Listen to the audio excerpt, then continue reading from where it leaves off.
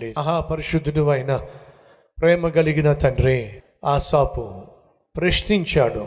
అసలు జరిగిందేమిటో తలంచక ప్రశ్నించాడు. కానీ ఆ తరువాత వాస్తవం గ్రహించాడు.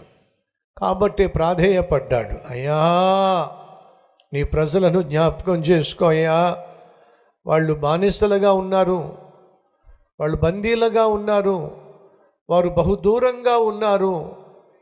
నాయనా, జ్ఞాపకం చేసుకో, నీ ప్రమాణమును జ్ఞాపకం చేసుకో, నీ ప్రభావాన్ని జ్ఞాపకం చేసుకో.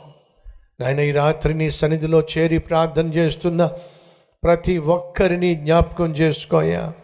మాలో ఏ నీతి లేదు అనేది వాస్తవం నాయన. అరికాలు మొదలుకొని నడి నెత్తి వరకు మాలో ఏ మంచితనము లేదు, అది వాస్తవం నాయన. అయ్యా, తల్లి గర్భములో మేము పుట్టినప్పుడే మేము నాయన పాపిష్టివారో నాయన, మమ్మల్ని మన్నించండి అయ్యా.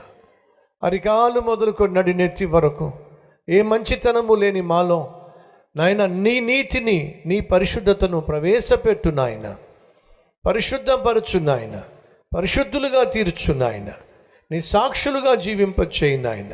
మాకు ఇచ్చిన వాగ్దానాన్ని జ్ఞాపకం చేసుకోయ్యా. నీ కనికరమును మాకు చూపించు నాయన.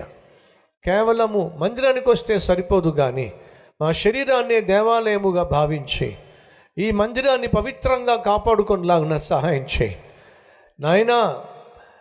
ఎవరైతే మా శరీరము అనే దేవాలయాన్ని అపవిత్రపరిచారో, అలా అపవిత్రపరిచిన ప్రతి ఒక్కరూ చేస్తున్న ప్రార్థన ఆలకించి క్షమాపణ కోరుతుండగా మమ్మును ప్రభువా నీ రక్తములో కడిగి శుద్ధీకరించి పవిత్రపరిచి ఫలితంగా నాయన మా జీవితాలు పరిశుద్ధపరచబడి నిత్యము నీకు అంగీకారంగా మారులాగిన సహాయం చేయండి.